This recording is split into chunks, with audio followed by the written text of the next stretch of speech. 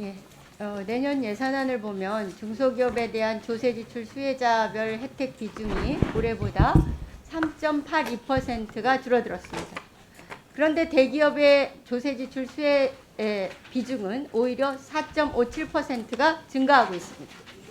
결산이 끝난 2019년 조세지출 수혜 혜택 중소기업 비중은 72.71%로 전망했는데 결산 결과는 실제로 오히려 2.6%가 감소했습니다. 그동안 기재부 보고를 분석해보면 2021년 중소기업과 대기업 집단 간의 격차는 더 벌어질 것으로 예상합니다. 조세지출 수혜 기착 전망을 더 정밀하게 해야 된다고 보는데 동의하시나요? 예. 네. 지난 8월 정부 보고에 의하면 세법 개정에 따른 세목별 세부담 기착 효과를 분석했습니다.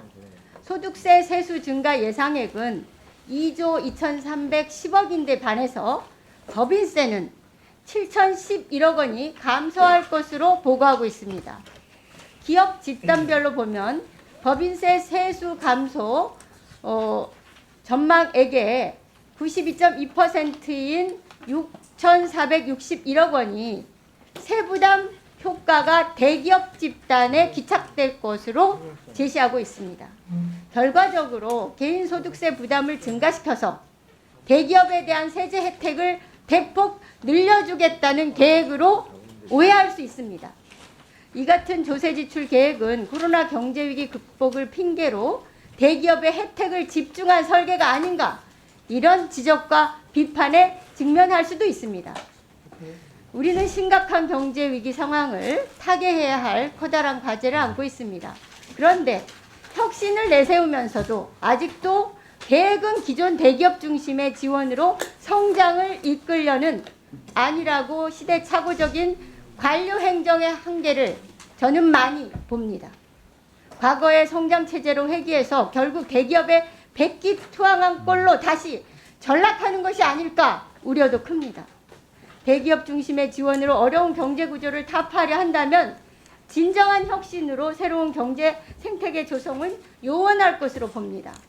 문재인 정부의 경제정책은 소득주도 성장, 혁신 성장, 공정경제가 3대 축입니다. 사회 안전망 강화는 소득주도 성장으로, 경제체질 개선은 혁신 성장으로 보완한다고 하더라도 대기업 주도의 공정경제의 약속은 무너지는 것처럼 보입니다.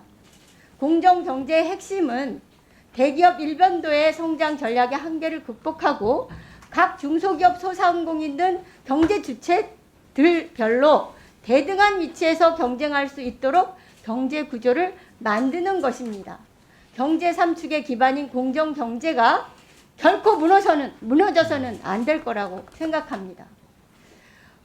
대기업 중심으로 경제를 살리겠다는 발상에서 과감하게 벗어나려는 발상의 대전환을 강력하게 요구합니다.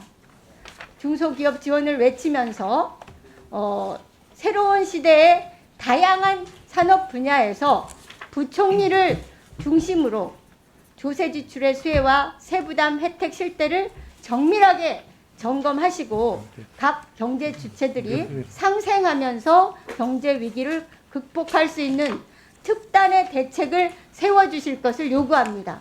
그렇게 해주실 수 있는지요? 네, 의원님 지금 지적의 말씀은 당연히 저는 바람직한 방향의 말씀을 주셨다고 생각하고요. 정부도 그러한 방향으로 하려고 노력을 하고 있다는 말씀을 드립니다. 실질적으로 제가 최근 4, 5년간의 내용을 보면은 대기업에 대한 실효세율이 굉장히 상승하는 걸로 나타나고 있고요.